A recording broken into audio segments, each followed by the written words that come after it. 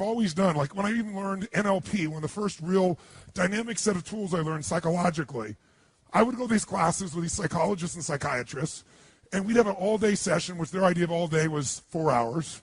And it'd be like we'd start at 10, and at noon we're taking lunch. I'm like, where the hell are we going? We're going to lunch for an hour and a half, and then we come back at 1:30, and sure enough, by 3:30 or 4, it was the end of the program. And I was like, Jesus, you didn't even do a quarter of a day. So I took the rest of the time, and I extracted everything I could from what I'd learned. There are people with 10 times more skill than I had or ability, but my level of application compared to theirs, I dwarfed it. And it's because while I was still there, I didn't leave the environment. I've always had this belief.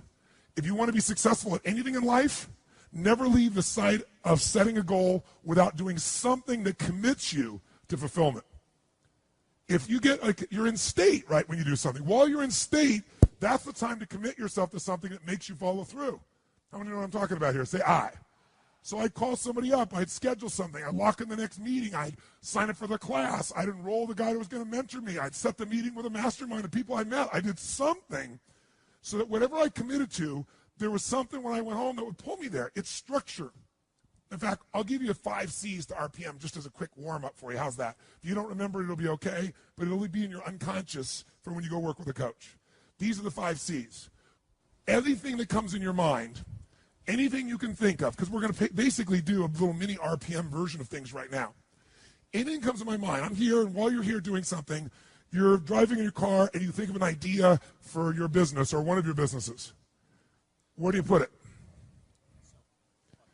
iPhone. Where do you put it? Diary. Where do you put it? iPod. iPhone. iPhone. And how do you find it afterwards? How are you triggered to look at it again? So he goes back and reviews his app system. How do you do it? Right. Crisis. Crisis makes me go get it. How do you do it?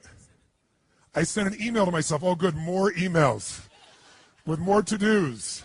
Right? So I don't care what your system is, but when you have RPM, you'll have one place you put it. For right now, you need one place to put it. Now, the problem is most of us have lives that if you put everything in one place, it just becomes even more overwhelming. Who knows what I'm talking about here?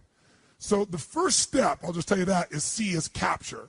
You got to capture. And the motion I do is like this. Imagine doing this, like physically capturing it, pulling it out of my head, and putting it in one place. I don't care what your one place, it's got to be one place.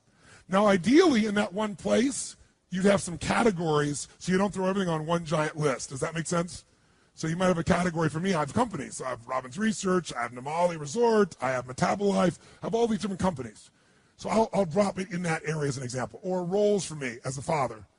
I don't have time to demonstrate this for you, but just know the first thing you want to do is keep it out of your head, have it in one place. Why do you want to do that? Keep lots of extra mental RAM available. When you have to keep thinking about stuff, it creates inner stress. If you know it's there, and you know you're going to look at it consistently, like you do it once a week, once a day, and you're going to review it and do something with it.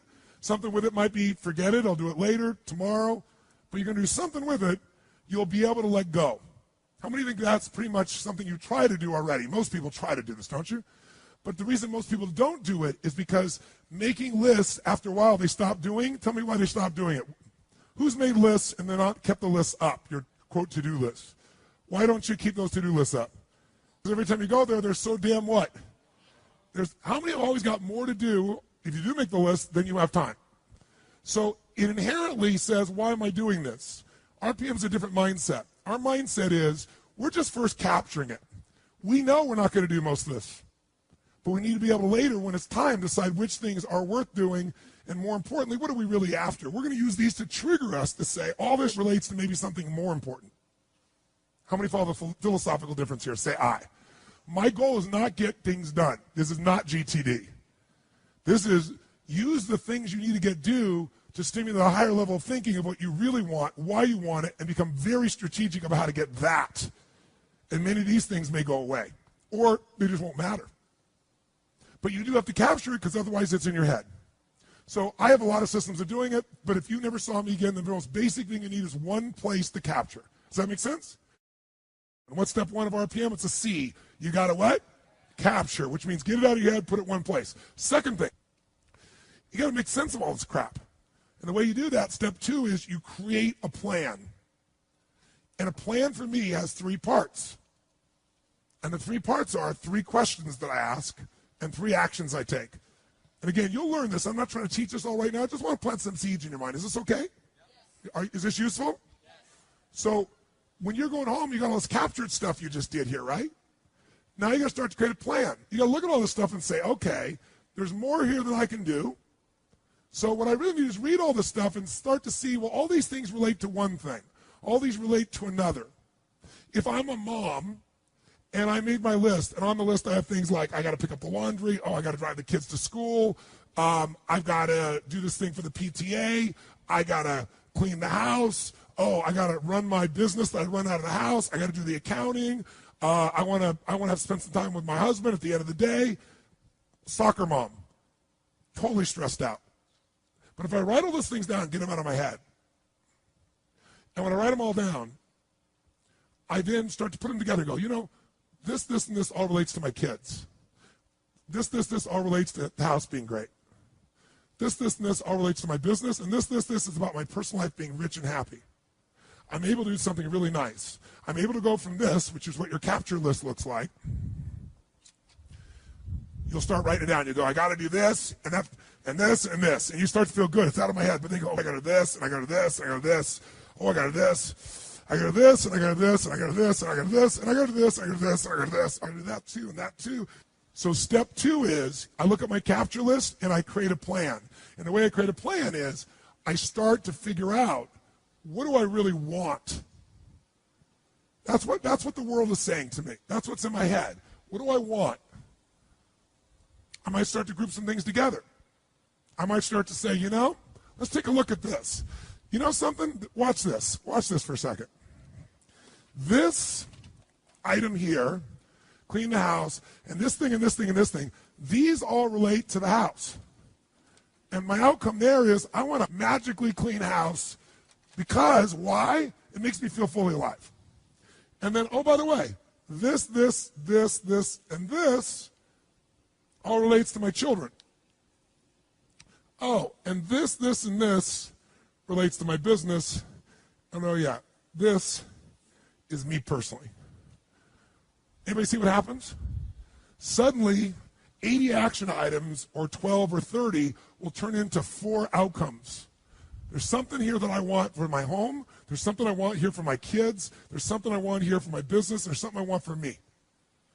And what that does is now I can start to go, okay, instead of reading all these items, what do I really want for my kids? What's my outcome this week or today? And you get really, really clear about what you're after.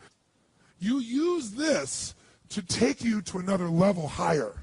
Use this to trigger a higher vision instead of letting this limit you. And once you know what you want, that's the first question. So create a plan has 3 questions to it and 3 actions. First question is, what do I really want? How many of you would feel different in your life just by this language change? What do I have to do versus what do I really want to accomplish? Would that change the way you feel about your life, yes or no? Yes. How does it feel with have to do? See, RPM, when you finally learn it, has many pieces to it. Above all else, it's a thinking process. And better thinking creates better results. It's that simple. So you don't have to ever use a piece of paper to think this way. From now on, all this stuff's happening, you go, what's my outcome? What am I really after? What do I want? What's the specific results? Like, what's the target? Let's chunk up. I don't ever go in a meeting with anyone. What do you think the first words out of my mouth are when I sit down in a meeting after the hellos and the proper connections? What do you say? I always say, what are the outcomes for this meeting? Because how long the meeting is based on getting the results that we're there for. It makes a much more fulfilling life. Or if you can't get in that time, you know that outcome's still not done. We're going to come back and get that outcome done. How many follow what I'm talking about here? Say I. Now, when you get clear what your outcomes are, that's the first question of creating a plan. Second question is, why do I want it? Why? Why is this important to me? Why is this something that really is a must for me? I don't have to do it. I want to do this. Why is this transformative? What's exciting about this to me? And almost all of you have certain key words that are triggers for you. And language shapes your emotion. You want to have a nutritious meal or a delicious meal. You might say, I need a nutritious meal. But what if I said, this is a delicious, nutritious meal? You're more in. If I said to you, I want to introduce you to this person, they're really nice versus they're delicious. Who knows what I'm talking about here? So when you learn RPM, you're going to learn that RPM is a system of thinking, that RPM is the power of language, because you can change a few words in your outcome. It'll totally change where you end up and what you're going after in your life. RPM is a visual chunking system, a way to take all that stuff you saw and group 82 things down to 4. And guess what will happen to your stress level? Through the floor. Guess what happens to your concentration ability? Through the roof. What are you going to focus on? That's another one. RPM is a focusing tool. It makes you focus on what's most important, because most people major in minor things. Am I making sense? So you got to know, why are we doing this? And I always look at 2 levels of why. Why for me? Why for the team? What's the big why? If I'm involving other people, if it's just me, then it's me. But I usually have the big why. So I said 3. Step 1 is capture. Step 2 is create the plan. There were 3 questions. What are they? Number 1 is, what do I really? Or another word for that is, what is my? Or another word for that is, what is the result? And I eventually try to get it to a result because I want to make it measurable, if at all possible. If I can't get it measurable in a short time, I want major progress on as my outcome, right? Or complete something, or whatever it is. My purpose are some key words. Write this down. Purpose, I should say, activity without purpose is the drain to your life. Activity without purpose is the drain to your life. It's the drain to your wealth. It's the drain to your lifestyle. 3 questions. What's my outcome? What's my purpose? What's my why? Third one, what's my massive action plan? Or another, say, what do I need to what? Now you ask that question, it makes some sense. Because what to do depends on what your outcome is. Otherwise, what you're going to do is going to be based on stress, concern, fear, people interrupting you, reacting, demands. And so your life is nothing but a reaction tool. Of all the tools I have, this may be the most valuable one, ironically. Because this is the one how it all gets executed. And I don't teach it very often. So, 3rd question is, what's my massive action plan? What do I need to do to achieve this? And when you do that, you'll take things off your capture list and you'll cross them off as they fit in, or you'll say, I don't even need to do that. So, to create a plan, there's 3 questions and then there's 3 actions. This gets a little more technical, but I think you can pick it up real easy. You take those action items and you put them in order of importance. Does that make sense? But the way I do that more quickly is I go put a star next to the ones that are the 20% that's going to give me 80% of the result. Because I know I'm not going to do all these action items. I know even if I intend to, I'm going to get interrupted 20 million times. So I want to know, what's the 20% of this list? I've got an outcome. I got a purpose. And I have this little block. The center of the target is the outcome. I see the purpose with all the juicy words. Why I'm doing this? Now I got this list of 7, 8, 9, 10, 12 things, action items. They're all related to kids, that kid outcome. I'm not going to do all those today. Which are the 20% that make the biggest difference? I star those. And guess what else I do? I figure out what's the 20%, what I call it, what are the must items. My musts are the 20% that are going to make 80% of the difference. That way, every day I can still succeed. That's why I still do my lists and most people don't. Because I don't do lists. I come up with outcomes and purposes, and I got lists within them, and they're highly prioritized with what matters. And later on, if I want to come back and do more, great. So, 3 questions, 3 actions. The actions are, star the things that are musts. 2, establish the real time. The real time is I go minimum to maximum. On each of those items, I go, how long is this really going to take? Why is that important? Because most of you overwhelm yourself and say, this will be, I just had a meeting with my team the other day, and I said, how long is this going to take? And somebody said, that'll probably take us 10 weeks. I said, okay, let's sit down and do it. Let's sit down and lay out where that 10 weeks is going to come from. And we're all done. It was about 7 hours worth of work. Because we all overestimate when it's in our what? In our head. You sit down, look at each item, and you look at the 20%, and you mark, okay, 20 to 25 minutes, 30 to 40 minutes. And by the way, at the end of the day, what do I look at? What are my start items? What's the minimum time necessary to get that result? That's what I go do. Same thing with my week.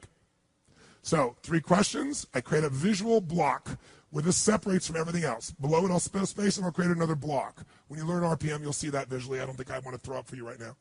But basically, in the center of my page, I see the target of what I'm after. I write my result. To the right, I write my juice. Purpose, to left, I put my action list. Put in order of importance, boom. Asterisk, boom. Minimum must time, I'm ready to rock and roll. Here's the third one. Leverage. Leverage is critical. You know how I get so much done? Because I don't just get it done. I know the outcome, I know the purpose, and I look for leverage. Leverage is different than delegation. What's the problem with delegation? Delegation is you have all that needs to be done, so you give it to someone else, and you tell them what needs to be done, and when they don't do it, you're pissed off.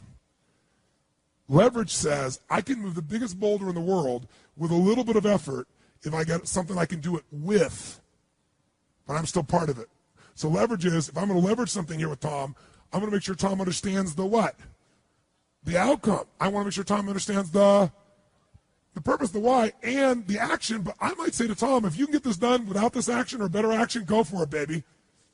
And I want to talk to you on this date, and we got to promise and we're going to check in before it's needed. So there's no surprises. And if you're having problems, Tom, come back to me because we're partners on this. That I call leverage, different than delegation. Who sees the difference here? Say I. So 3 questions. What creates the plan? 3 questions with a block, 3 actions. Where's my must? What's my minimum must times? Where's my leverage? And you know what I do when I have no time? There is time. I just got to leverage it. Now, you say, I have no one to leverage it to. You know, Shane over here, right? I got all the stuff he wants to do. He can't leverage it. But Shane's answer was, hire somebody. Then he thinks about what it's going to take and goes, $125,000. Can't do that now. He's getting caught up in one way to get the outcome. Leverage. He goes through his list and goes, what if I got someone to do 20% of this stuff? I could spend 20 grand to get that much freedom. I could pay for it times 10. And if I'm really productive, my productivity should enhance the world, not only my clients and customers, but it should provide jobs for other people. And if there's anything you hate to do, it's because you're either ineffective at it or you don't think it's very important, but it is urgent. So you need to hire somebody for those things. And ideally, somebody who loves that job. You're never going to grow when your time is eaten up for activities that aren't that important. Activity without high levels of purpose is the drain of your fortune. Do it now. If you can't get it all now, do a part of it now. Leverage is power. Leverage is ultimate power. We said there's 5 steps. It's going to go much quicker now. This is the hardest part, is number 2. So what's the first step to doing RPM? Number 1 is you got to do what? Nice and loud, what? Step number 2 is after you capture all in one location, maybe you learn to chunk it a little bit while it's still there, see what relates. But then what's step number 2? Create a what? An RPM plan. Not just a plan, an RPM plan. R stands for result, P stands for purpose, M stands for massive action plan. RPM is like a car. You increase the RPMs, increases its power, you get from here to there much faster. RPM. Results, what does it stand for? Results focused, purpose driven, massive action plan. That's what RPM. Results focused, purpose driven, massive action plan. That's what you want. So, what are the 3 questions and the 3 actions in order if you have a plan? Tell me. First question is, what do I? Yes, what do I want? What's my outcome? What's the specific what? Result. And that's often a good way to ask that same question. Start general, what I want, turn it into an outcome, get it down to a specific result. Second question, what's my big why? What's my purpose? What's my reasons? What's my why? What's my purpose? Why do I want to do this? That's the real question. Why do I want to do this? Very different to want to than to have to, isn't it? Now, what's my massive action plan? What do I need to do? How many got this in your body by repetition now? Say I. What are the 3 actions? Number 1, we want to figure out which ones are our what? Must. 20% that makes 80% of the difference, asterisk those. Those are your priorities. You're not going to do them all. Just decide you're not going to do them all. Let go. Be free. 2, figure out minimum, maximum time for them. Estimate, just off the top of your head. 3 minutes to 10 minutes. 45 minutes to 90 minutes. Give yourself the range. On the computer, by the way, adds it all up, and you can look at a block and it already tells you for the whole day how much time. Minimum, must time, maximum amount of time.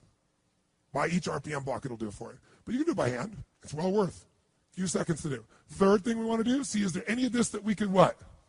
How could this soccer mom leverage? Her activities are things like drive the kids to school, pick them up from the school, drive them to violin practice, drive Johnny to soccer practice.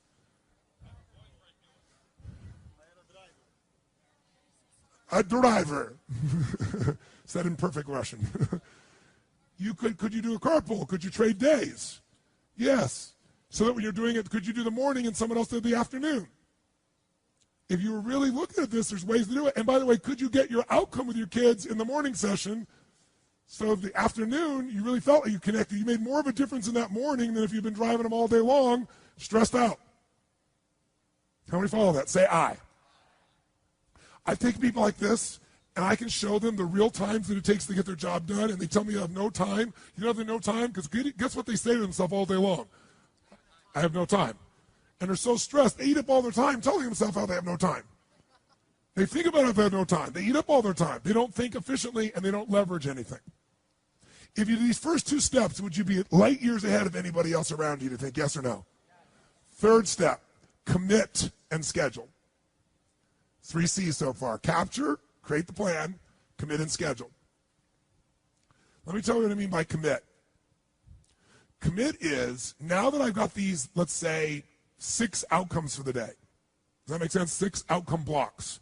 Each one of them has an outcome, a purpose, might have 4, 5, 6 action items in it. I know the most important ones.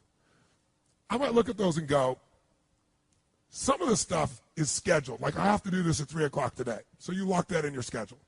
You put in what we call the big rocks first. Some of you know this metaphor. If I take a glass over here and I take this glass and I start to, see if I got a glass over here, show you what I mean. Yeah. So assume I take this glass over here and it's already this full, and then I start adding items to it. How long before this thing's going to overflow? But if this was empty and I first take the big items, the rocks of my life, the things that I have to do that I've scheduled, they go in first, a couple of rocks. And then secondarily, I commit to some block time for some things that matter to me. Like I'm going to block some time here with my team between 2 and 3:30 every single Thursday where we're going to go through one of these 7 items. How many know what I'm talking about here? Okay? I'm going to block that time. Okay? I'm going to commit that time. All right? So commit is committing the most important things and then scheduling those other items that are going to be important to you. So it goes from just a list to when am I going to what? When am I going to work on it? When am I going to do it? Block times can move, scheduled times can't unless you renegotiate. What's the difference between a block time and a scheduled time? Scheduled is you made a commitment to another person. So it can't be moved without negotiation. Got to call them, got to work it out. Block time, you could move if you need to. So it has more flexibility. Make sense? And you do this, and the way to do it, we do it on the computer. It's actually fun, but I've done it on paper for years. Okay, so we got capture. Pretty easy. Just get out of your head. One location. We got create the plan. 3 questions, 3 action items you're going to do there. Then you got an RPM plan. Number 3, we commit and what? Schedule. Number 4, what do you want to do? Complete and achieve. Complete the most important items. Achieve what you're after. It's that simple. And then finally, the most important one of all, to me, celebrate. They're all C's. Celebrate. Why is it important to celebrate your victories? Celebrate the magic moments of your week or the magic moments of your day. Why is it important to do that, you think? Because it's what gives you the energy to go for more. Does that make sense? Otherwise, it's like, remember I told you the cheese and cracker story? You know, you're holding out to, someday I'm going to celebrate. Someday never comes. Someday leads to a town called nowhere. Right? You don't want to be in that place. So you want to celebrate, and you want to celebrate the little victories. You want to celebrate the magic moments. How many breakthroughs have you had this week? Forget the things you've learned. How many of you have had breakthroughs, like insights, distinctions about you or your business that you couldn't put a dollar value on it? You know for you the value is infinite. How many got experiences like that? Okay? So if you don't capture that, you don't give yourself credit. When you don't give yourself credit, your brain doesn't notice it. Remember some of the first day? Here's how things get created. You get obsessively focused on something. Doesn't the system help you to focus on what you want? You generate enough energy and emotion, you're totally committed, you'll do anything to achieve it. And then step 2 is execution. And step 3 is grace. But grace gets magnified the more you appreciate it. The more you notice that you're guided or that things have happened for you. Those you've been to a date with destiny, I have a core belief, and that is life doesn't happen to you, it happens for you. It's your job to figure out how it's happening for you. If you don't notice it, you won't experience it, right? That's what we're talking about. So from now on, if you never saw you again and you didn't go to your coach, at least you know the thinking process. I go to a meeting. Before I go to the meeting, guess what I do? I write down a bunch of outcomes. What are my outcomes of the meeting? What do you think I do first? I have a little capture sheet for the meeting. All week long, something comes up, I write on that sheet. I don't write 20 emails to people in the middle of nowhere. Say, by the way, let's talk about this. I just capture it. When I get there, I look at my list. What are the most important outcomes? If I have some action items, what outcome do they fit under? I go in the meeting. What do I ask other people? Tell us, what are the most important what for this meeting? The most important? Everything is outcome. When you're outcome driven, you produce results like nobody else. And I'm associated with the why. Why am I doing this? Why am I in partnership with these people? Right? What's this all about? Because that'll put you in state. So, 5 parts of RPM. Let's see what they are. Number 1, what? Nice and loud. Nice and loud. Number 2, create a, yes, what kind of plan? RPM plan. What's the R stand for? Results focused. P is for purpose driven. M is for massive action plan. Massive action plan is a map. M-A-P, massive action plan, a map. Okay, what are the 3 questions that will make you know you have that plan? Question number 1 is, what's the next example after that? What is my outcome? What's my actual result? Second question, what's my purpose? Why do I want to do this? Right? Why do I want to do this? What's my big whys? And then third question, what's my massive action plan? Or another word for it is, what do I need to what? Now asking what to do makes sense. Makes total sense. What are the 3 things you do in that plan in addition to those 3 questions? Figure out what the musts are. Figure out the minimum must what? And number 3, find yourself some. Great. What's step number 3? For this to be alive and not just be on a piece of paper, I got to take this from an idea and I got to commit. And when am I going to do this? What day? What week? What month? What hour? Right? I tend to plan weekly first, and I put it in days, and when I get the night before, I plan the day, because a lot moves around until that time. Right? Then after I do that, what do I need to do? What's step 4? Complete what? Complete what? All the actions? The outcomes. Complete by achieving what matters most. Cut to the chase. Get to the must. Is it possible by having that outcome so clear, you might come up with something that's not on the page that's better and get you there quicker? Yes or no? And by the way, on the computer, you can leverage a whole block. You can push a button, send it to somebody an email, push a button, and give an audio message of what you want, and they can accept it and comes back and say they accept it. So I'm excited about what it's going to be like.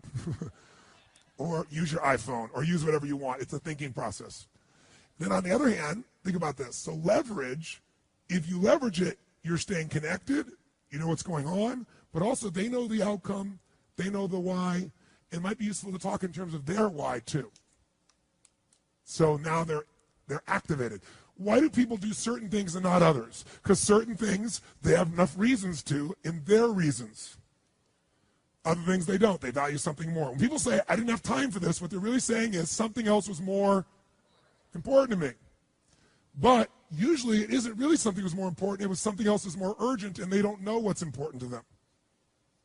So maybe you can help them. Third piece is complete and achieve. Complete and achieve. What's the final step? 5. Celebrate. And the way I celebrate personally is I'm constantly making lists of magic moments and accomplishments.